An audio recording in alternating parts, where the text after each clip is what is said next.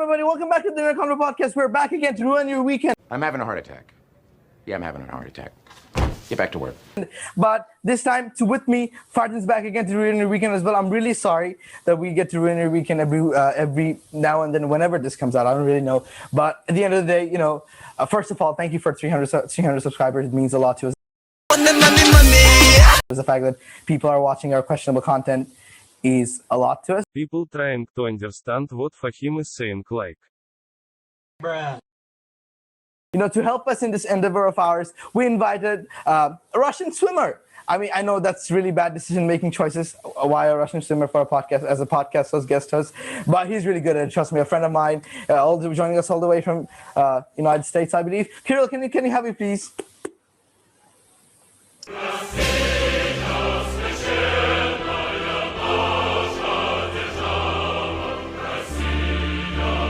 What a toxic intro, man. What do you have against Russian swimmers? Yo, it's a pleasure to be here, man. Thank you so much for inviting me. You're back after a long time, so tell people to subscribe. I'm very happy. First of all, today's guest is just huge, so I'm just gonna end it quick. Like this video if you're new to the channel, subscribe and share with your friends, and just tell them to subscribe to Dinner Convo as well. You'll find great content here. So without further ado, Fahim, just introduce our... Yes.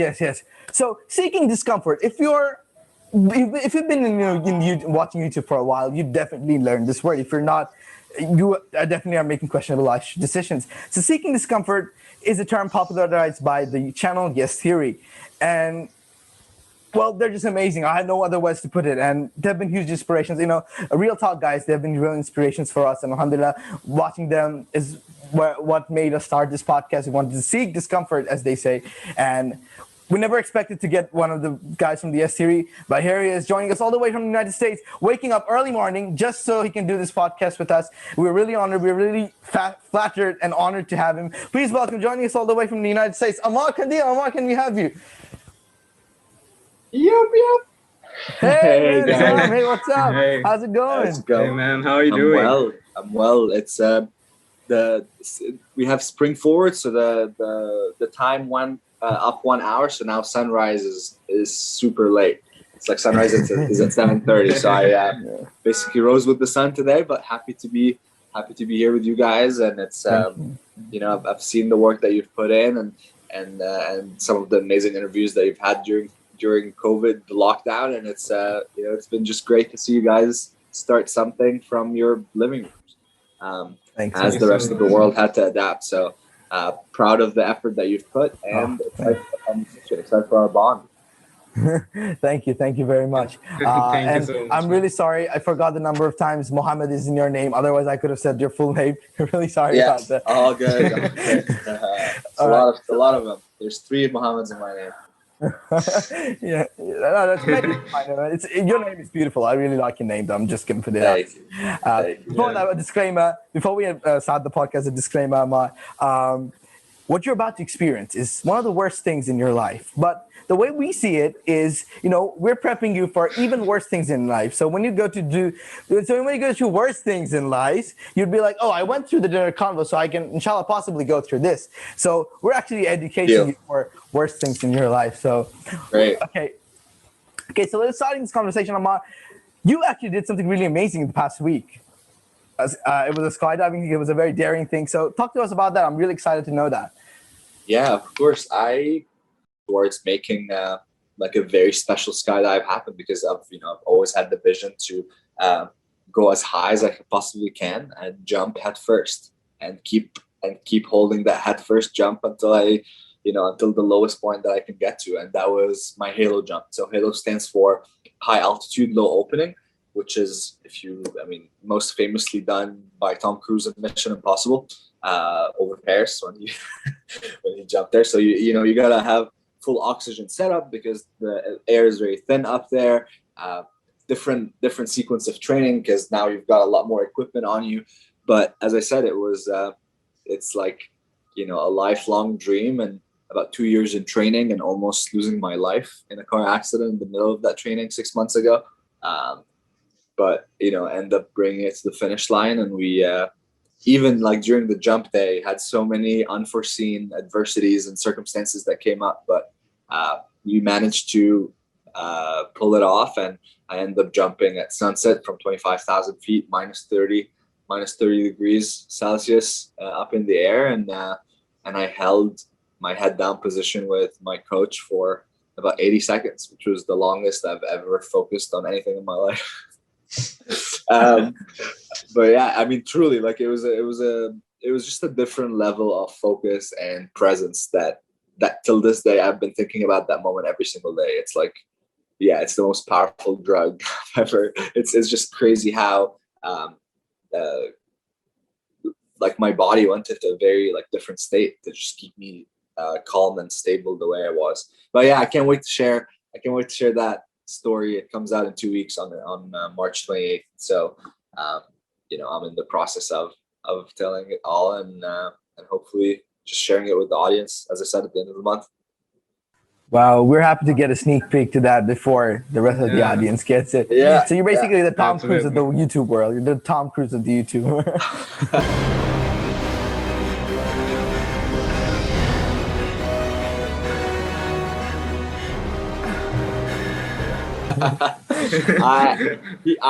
I've always wanted, as I said, I've always wanted to go up as high as I possibly can and jump. And Tom Cruise just happened to do it as a part of a movie of his.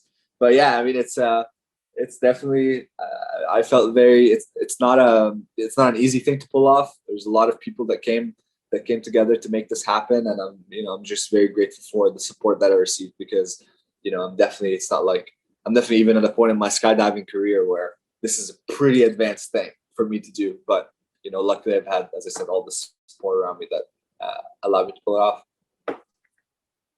Wow, that's an amazing story. Really, really happy to hear that. I mean, we wish you best in your skydiving career ahead. Ammar, it's incredible how you always push your boundaries, how you always go for the craziest stunts with the craziest people. It's really inspirational. It's changed my life, and I'm sure it's changed lives of millions of people worldwide. And I'm guessing a question here is, now that you've done that, what is your advice for comfort? What is your advice for the next generation, man? Wow. Man.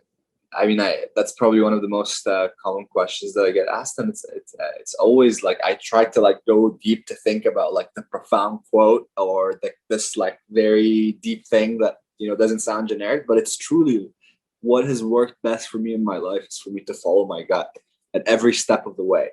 And even when I didn't understand what following your gut was, I just knew there was a part of me that was just like that was screaming to be heard, and that's the part that I'm allowed to. That have given more space to express himself and just be truly in pursuit of the things that matter to me. So, whether it's the decision to not move to New York and stay in Montreal so I can, see through my friendship with Matt and Thomas and see what we can build together, or, waking up one night and deciding to challenge Will Smith because I had a dream and I had a feeling that that's probably a good move. In all these situations, just like seizing the moment and being able to act on that gut intuition is the most important thing. And I don't think I certainly wouldn't be where I am today if that wasn't what I'm most attentive to when it comes to deciding in what direction I take in life. So definitely just understanding your intuition, developing a deeper connection to that intuition, because it really comes to guide you in moments where everything seems confusing and no older person, no parent, no teacher, no mentor can come and help in situations like this, because at some point you need to make your life decisions by yourself. And that's when we also want to look around and find someone making the decision for us, because it's a lot easier this way. And I think that's in a macrocosm, that's what society like. A part of us doesn't like the fact that there's this set path, for things to do, and like this is what you should do after you graduate and after. But at the same time, in that there's a lot of comfort, which is why people end up doing that, even though they know deep inside of them that that might not necessarily be for them. But it's you know, always gets down to people picking like the comfort and the security over the uncertain and the uncomfortable. So I hope that answered your question. That was a long. That was the long way. It does answer your question. Amazing advice. It does answer my question, and I guess it's really about how much risk people are willing to take. Yeah. So, what was the last risk that you've taken in your life? Matt, I've done a cliff dive recently. Okay, nice. That was crazy, man. I mean, it doesn't stack up to what you've done now, but I'm learning. No, okay, no. It's all relative, man. Like the moment of that's what I always try and tell people when people like think of these kind of achievements or like stunts in a comparative way. Like that you might be conquering a fear jumping off a 10-foot cliff that I no longer have jumping off 25,000 feet, but which means that the actual like the value of the journey of discomfort that you go through is arguably probably more than the one I go through, because at this point I'm doing it for like recreation and for the sake of like being in this meditative state. But for you, you're doing it because you're genuinely conquering a fear. And, you know, that's why I don't think people should compare like the size of the scale of the things that they do to seek discomfort, because at the core of it, seeking discomfort is the same across the board, and people just have different capacities for it. So yeah, like never compare. It's, you know, that good job for jumping that cliff, and hopefully if your desire is to keep taking it bigger and bigger, hopefully that continues to happen. Ammar, honestly, I just wanted to say that this desire to jump the cliff, this desire to push myself further, this desire to constantly get out of my comfort zone was actually initiated by you guys. I think 3 or 4 years ago, back when I was like a really insecure and not exactly outgoing kid. So I really have Yes Theory to thank for who I am today, for inspiring me to break through my zone of comfort, to go out, explore, to reach out to people, and to jump on a podcast without having any preparation or time in advance. Right? Yeah. Here we go. We're doing it. Yeah, Yes Theory spirit. We just improvise stuff. You know, exactly. Say whatever comes on. Right. If I can go ahead. Yeah, Ammar, speaking of Yes Theory, this is Yes Theory is probably our favorite channel. So I'm like, we would like to know the story of how. What do you mean probably?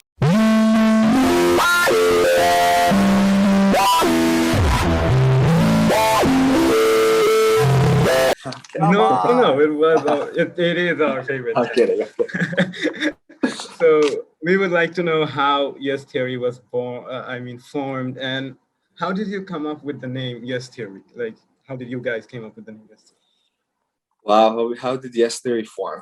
Well, that was it was through a lot of phases of iteration and trying things and failing and trying more things and succeeding. But to give you the short version, in the summer of 2015, Matt, Thomas, and I happened to be in Montreal. Matt and Thomas went to McGill University. They had just graduated. I was going to Montreal because I was doing some work on a tech startup that I was working on while I was in college. And, you know, Matt and Thomas had met in a marketing class at university. They started becoming friends, and that was around the time I like came to Montreal. So things were happening kind of synchronistically at the same time. And just one night I snuck into a party, talked to a bunch of people, introduced myself. People said that I should meet this guy Thomas. Met Thomas. There was an instant chemistry and connection. And then Thomas was like, you should meet Matt. I met Matt. And then, you know, that chemistry and connection extended. And there was just like this very profound feeling whenever the three of us were just like together thinking and brainstorming and dreaming. And then, you know, our dear friend Darren came into the picture on a few days into Project 30, which is how we began our journey. We did 30 things we've never done before in 30 days and made a video about it every single day. And Darren came and joined us after a few days, and Darren ended up staying with us and capturing, you know, the first year and a half to 2 years of the journey, and basically starting Yes Theory with us. But at that point, after Project 30, we became Generation Why Not. That was our initial name. And, you know, we thought that there is this generational idea that we were expressing through the videos and through the message that we were trying to put out, which is, you know, like on our generation particularly, there's so many expectations and there's so many things that we're, you know, that our parents and the elders want us to do. So for us, it was about like the why not of doing what you truly want. But, you know, name, it sounds cute, but technically there was just like, it was too long. We didn't have all the social like handles for. So brand, like from a business branding perspective, it wasn't the best place. So we had a dear mentor of ours, like our biggest mentor, Tom Wright. He one day came to us and he said, you should change your name. And then he gave us like the little hint. He said, maybe you should have yes in it. So it took us a while to come up with a name. It was very stressful because we felt like we needed to come up with something quite quick. But I think one day we were in the backyard and Thomas goes, yes theory. And that was it. And yeah, so that was that. You know, we had like this project yes, all the generic, you know, yes combination names. But the crazy part is when we wrote yes theory down, the domain was available, which was the indicator of like what name would work. And when we saw the domain for like, it's like $15, we couldn't believe ourselves. Like we couldn't believe nobody ever thought of yes theory as like a combination of two words. But luckily it was just kept for us to snag in 2016, and we did. And from that point we, you know, built an idea of you know, built this community of people that want to say yes and want to live that lifestyle and apply it to their, you know, to their everyday life. So that is a more brief version of the story, but hope it does the job. Amazing. Did you guys in 2016 know, like, expect that you would come this far, like 6 million subscribers in YouTube? You see, I don't necessarily, the coming far to me wasn't about like the 6 million or how big the business is, or, you know, to me, it's like coming far was like, I knew back then that I would come far in life with these guys. So that's why I stayed. That's the feeling that I had in that moment that made me decide to drop everything I was doing to stay. So in whatever form that was, you know, who knows? Like at the time, the experiment was YouTube. It's not like I ever wanted to be a YouTuber or ever wanted to start something in YouTube. And same, you know, Thomas liked YouTube, but it was a hobby for him. And Matt never really, like, he had a clothing business. He was working at a bar. So it was all an experiment. It was all the part of the yes theory experiment. And so to me, it was, you know, it's not, as I said, it wasn't necessarily about like, oh, this is how much success we're going to have together. We're going to build $1 billion company. It was just like, we're going to be very good friends who are happy to be doing life together. And at the core of it, that continues being what drives my involvement, what drives the life that I'm having. And yeah, I hope that continues being, I hope it continues being like that. Absolutely amazing. All right, Ammar, you mentioned your connection to the guys at Yes Theory. You mentioned you've taken sacrifices for the guys at Yes Theory. We've seen what you had to go through. And in light of that, I wanted to ask a question about Matt's decision to write, Matt's recent decision to write. And I absolutely love the typewriter that you guys got him. And so my question was, how does your experience in making difficult decisions, and I'm referring to the family situation, how does that influence the way you see Matt's decision here, and how do you see the future for this?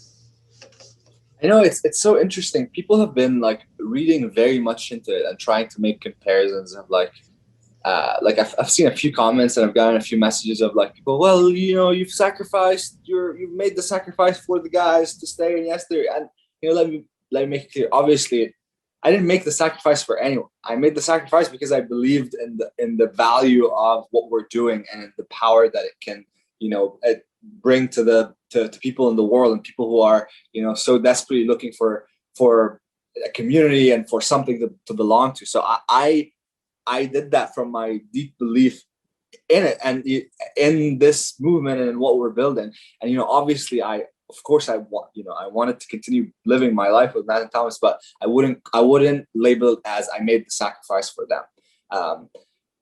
So, you know, when I think about Matt's situation here, I'm not trying to like compare it. I was like, well, I left my family and, you know, now I'm doing this, but now you don't want to do this anymore. Because the reality is, as the video outlined, he's just literally going on to take on the building of a new part of Yes Theory. So, you know, if people want to have the limited view of, you know, Yes Theory being just like the videos that you see from us, then I feel like then I hope that in the next year or so we start showing that Yes Theory is a lot bigger of a vision than just like the videos that you see.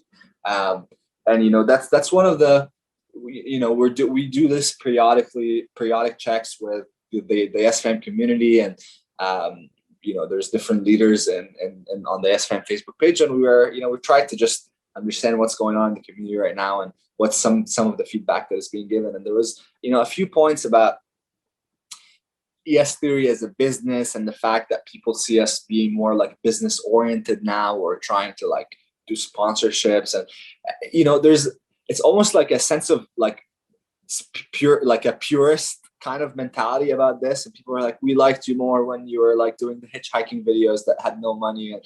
And, but, you know, the reality is, I completely zoned out on where I was going with this point.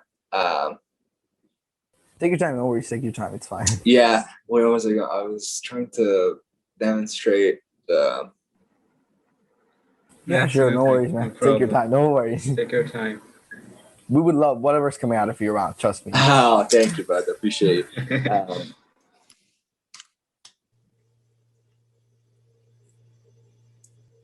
I think the decision for me to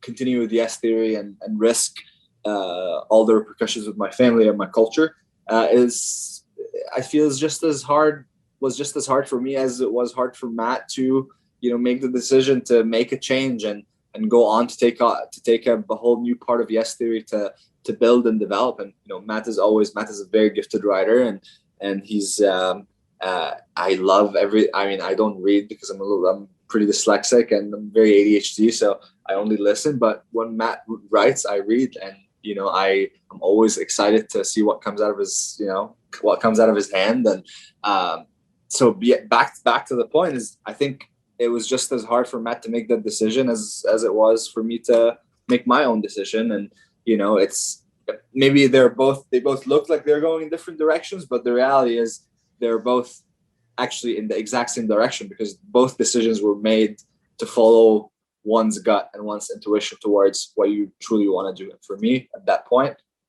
was to continue building Yes Theory, and for Matt at this point is to continue building Yes Theory, but in a different way that people don't necessarily, you know, understand or see yet.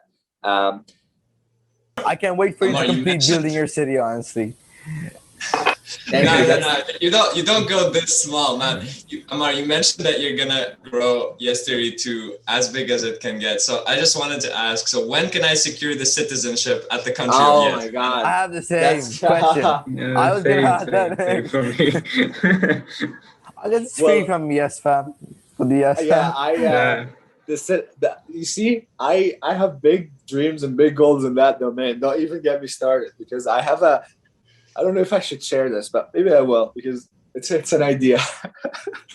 It's an idea that I had last year that I really wanted to do. I wanted to launch a small satellite, and that satellite becomes the country, and then you have 1,000 people applying for the passport that will be represented in that satellite floating into space. So the idea is, with all the people that are belonging to the satellite being our land, when we all look up, we all know that there's something up there that connects all of us. And, oh my God, amazing. And that's pretty unique. I wanted to continue building a narrative of a country based on that idea of launching a satellite in space that has a camera, like a live view camera that always looks down on Earth. And, you know, whenever you want to like tell someone about your country, you can just open the website and be like, look, this is our view of Earth. And then you can just show. Amazing. That is country amazing. with the best views, man. You know what? Who knows? Maybe if this you know what? When this happens, at least I had mentioned it here first, and we can pull out that clip and be like, look, this is the first time it's ever mentioned. Absolutely. Amazing. That was, first of all, I want to say, you know, your dream isn't weird in any way. What you said is, it's amazing. I honestly find it really interesting. You know, there's not a lot of people think like this, and the fact that you are thinking of in such a way it's amazing. And the one thing I also like about Yes Theory is you guys never focus on the numbers. What you are all about is the mission, which is saying yes to things, seeking discomfort. That's amazing. For example, the big thing for us is getting you on our podcast. Alhamdulillah. I don't care how many subscribers we have at this point. You know, honestly, the fact that you're here, you know, one of the biggest things on our bucket list is satisfied. Alhamdulillah, I'm really happy. Thank you, bud. Yeah. Moving on. So we have this round. So we're gonna start what we call the why wait round. So it's called the why wait round. So you'll be given 90 seconds to answer rapid fire questions, and the question will be really stupid. For example, at times, what's your name? Because you know it's simple and gives you a point. To something really complicated like what is Fardin doing here? You know, so like this. Okay, so. And I'm really sorry. I'm just using. You're good. I love it. So, and the catch is every question you answer, you get 1 point. So, and at the end of the day, at the end of the season, you will be dealing with actually competing with the other guests who've also compared in this round. So, yeah, it's like a leaderboard thing. It's pretty simple. And so, Ammar, you've done crazy things in your life. You've jumped off crazy altitudes. You've lived in LA for 48 hours without any money or food, and you've done crazy things. But the question is, can you bear the brunt of the why wait round? We'll see about that in a while. So Ammar, whenever you're ready. I'm ready. 3, 2, 1. What's your name? Ammar. Where were you born? I was born in Kafr Dawar. What's one thing you like about your birthplace? Where my grandparents lived. When did you move to the US? Say it again. When did you move to the US? 2016. What's one thing about US that you like the most? I love where I live here in Venice because it does have that village feel of like you walk and you run into people and you say hi. It's great. LA or New York? LA all the way. But wait. Not LA, Venice Beach, California, all the way. I don't like LA. What's your favorite food? Well, outside of my mom's food, I love Japanese food. Messi or Ronaldo? Messi. What's your favorite sports? Ooh. Skydiving. What's one place you would want to skydive from? Like over what place? Skydive over the Great Pyramid of Giza. Would you rather stay in Egypt for the rest of your life or travel the world? Travel the world. What's one thing on your bucket list right now? Build a city. Can I be a citizen in your city? Absolutely. What's your favorite podcast? Favorite podcast? Tell Them I Am. All right. Tell Them I Am. You should check it out. Actually, you should check it out. It's interviewing a bunch of Muslim creatives around the U.S. and around the world who, you know, talk about their Muslim identity and how it is with. Tell Them I Am on Spotify. Thank you, man. We'll definitely look into it, brothers. So, my last question. This is not a part of the round. How many questions do you think you answered? 8. Wow, you exceeded expectations by a lot. You actually got, I think you got 14. You got 14 questions. Congratulations. 14 questions. Wow, that's great. This actually lands you 3rd on the leaderboard of this season. So congratulations on that. Okay. You did very well. Trust me, you did very well. 3rd or 4th. I don't know, but you're in the leaderboard. That's what matters. Perfect. All right. So, Ammar, Will Smith is a name that definitely has a lot of significance in the life of Yes TV and your lives as well. So, and you've skydived with Will Smith and you've done a crazy thing. But the question is, what gave you the idea to approach Will Smith at the first place, and what was your reaction? Although we've seen this in a video, but I want to hear it from you, straight from your mouth. What was your reaction when Will Smith got back to you? Were you crazy? How did you plan the stuff out after he responded to you and stuff like that? I mean, it's gotta be the most surreal moment of my life. Like, you know, waking up one morning, 2 weeks ago, three years ago. Wow. Because it was March 5th, I want to say, of 2018. And one morning, just Matt and Thomas came back from surfing, and Matt screamed, "Check Will Smith's YouTube channel." And we go on and we watch this full elaborate video that Will Smith has made in response to this random challenge that, as I said, I just had a dream about.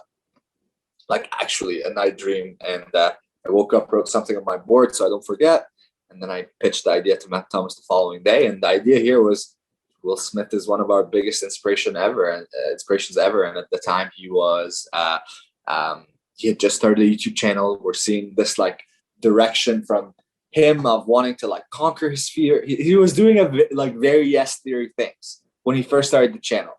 And we were like, well, it only makes sense that yes theory actually takes Will Smith on a yes theory adventure, since this is what he's trying to live right now.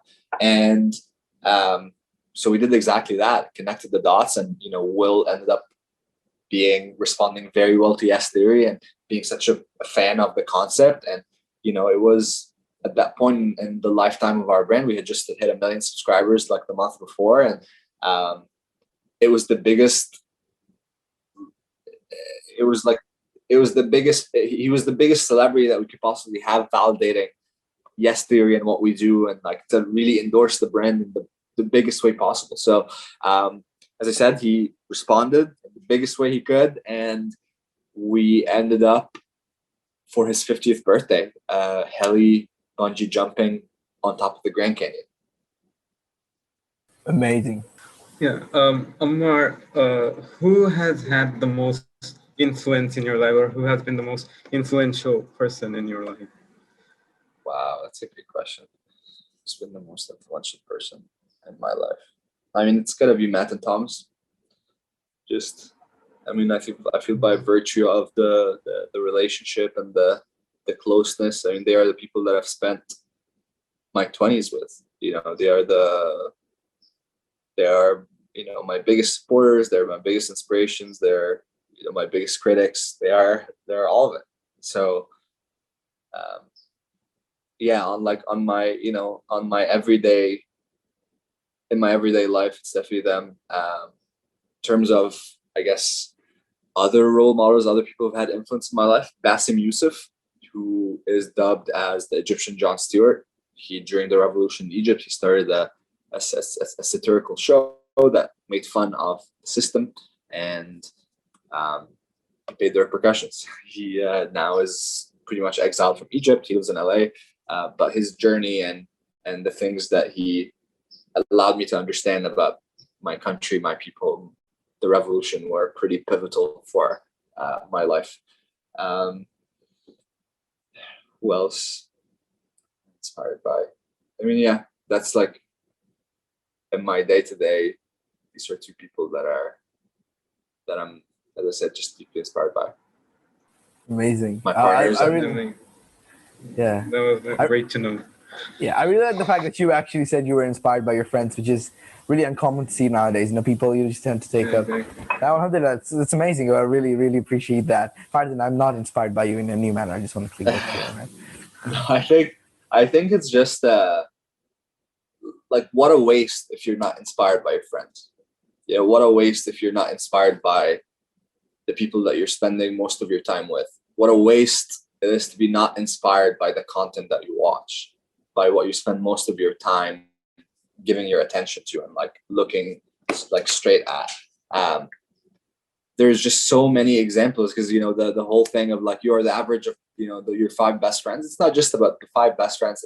It's the 5 pieces of content you consume the most. It's the 5 creators that you follow the most. It's the average of a lot of things in your life. So and obviously, because we are social animals, some of like the biggest influences on us are the social influences. So that's why there's, you know, a particular emphasis on friendship and community. So and I think that's the whole goal of Yes Theory. Can you build a pipeline for people to find friends that can inspire them, to find connections that can propel them to new heights in their lives. And you know, that's what we're trying to scale. That experiment is still ongoing between Matt, Thomas, Tommy, and, you know, now the family is a lot bigger, but it's still an experiment. We're still trying. We're still seeing what we're learning in our own little friendship, and then what we can apply to the rest of people that look up to us or look up at our friendship and, you know, dream of having one like it, or are curious on how to have one like it. So yeah, the whole point since the very beginning has been, how can we take the experiment that we are living together and scaling it to be accessible to people through the stories that we tell, and then eventually the live experiences and the live events that we have, where people can actually have that run in on the rooftop with each other, and two people can find, you know, I mean, we're already seeing that happen. People are getting married, people are starting businesses, people are falling in love. Like it's been just incredible to be able to bring a group of people that are like-minded, that want similar things in life together, and seeing the power of what comes out of that has been just, I mean, that's why I'll do anything and everything to continue building this movement and this idea, because it's working. It's like people are having some amazing memories and some amazing adventures out in the world because they've been able to connect through Yes Theory. So it's only the beginning. We're gonna take this to the biggest, highest heights that we could possibly can, and I just can't wait to see more and more coming out of all these collaborations and all these connections. Wow, amazing. Ammar, there's a lot that goes on behind the cameras. There's a lot that we don't see. There's a lot of things that you wouldn't discuss normally. So my question for you is, what is your biggest regret?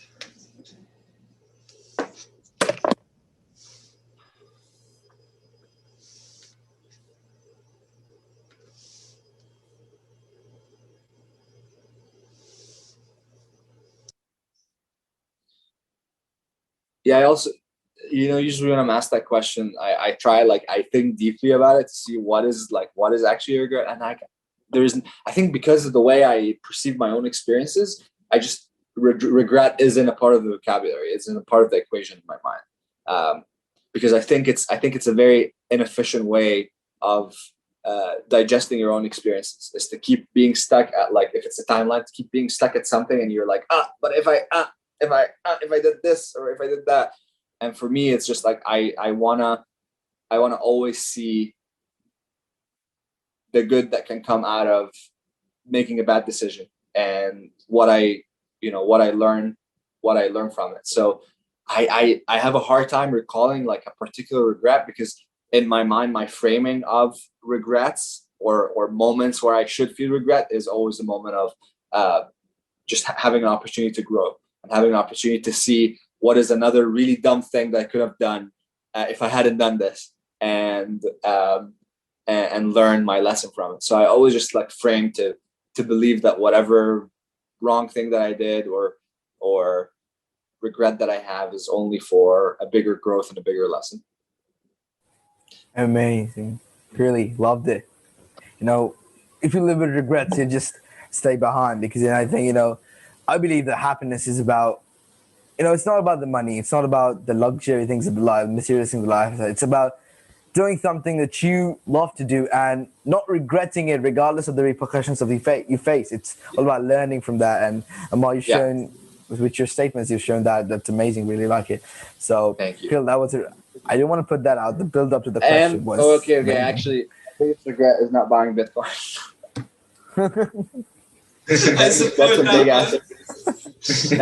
And you know what? I'm gonna say, because obviously now the joke is being made. I regret not buying Bitcoin, not for like the financial gain, but because I truly believe in that being the way of the future. And I would have wanted to put my money where my mouth is at early on, you know, before it's like, before now everybody's like, so yeah, it's like you know, decentralization is the way of the future. It's how I want to build the city. It's how I want to build Yes Theory. It's how I want to build everything that I want to build. So definitely regret not getting in on that earlier. All right, Ammar. Yes, coin all the way, man. Yes, going all the way to the moon. Reach out. I'll be an early investor. Inshallah. Inshallah. Yeah, we'll be here too. Okay, Ammar. First of all, so our time's nearly ending. Before we end this, we're extremely honored for the conversation we had today. I learned about a lot of things I never talked about. For example, I know what Bitcoins are, but I haven't got deep into it. I learned a lot about this here. I'm sure Fadim did as well. And all in all, it was a very interesting conversation. I loved it, man. But unfortunately, we'd have to end it here. I wish it could go on long for the whole. For 2 more hours if it had to. I'm sorry. I would have no regrets, alhamdulillah. I'm really happy, proud. And so is Fardin, I guess. Kirill is happy. He skipped classes to do this. So, yeah. So before we end this video, Fardin, just tell people to do what to do. You know what? I think I have done it quite a lot of time and people don't really take this seriously. So, Ammar, why don't you do it for Tell people to subscribe to our channel. Tell people to subscribe to our channel. Of course. Well, if you guys want some great quality conversations with, I mean, I'm biased here, with good quality people, then make sure you subscribe to their channel here. You know, these guys are going after big dreams and big guest names, and I have no doubt that they will persevere until they succeed. So Thank you, man. Make sure you subscribe and like this video and just keep up with them, and make sure you give them feedback about their hosting, about their questions, because it's all about this. It's all about the relationship that you have with the audience and the input that you get from them, and how and the iteration process that you go through to make what you do better. So subscribe. Thank you. Thanks, Ammar. Thank you so much. And with that note, guys, to all of those watching, as I said, I sent this countless time in the other videos too. You don't necessarily have to subscribe. What we say is, learn something from these videos, from the other videos that we made, and implement them in your lives. If you are benefited from this, alhamdulillah, we're happy. We don't need a subscription, but if you really wanted to do more of these, a subscription really motivates us. So if you want to subscribe, do it. If you don't, no worries. Just take something from it to learn, and also go check out Yes Theory, because if you're making questionable life decisions, just go check out Yes Theory. With that note, I'll end. Stay safe. Do good, whatever you're doing, and assalam.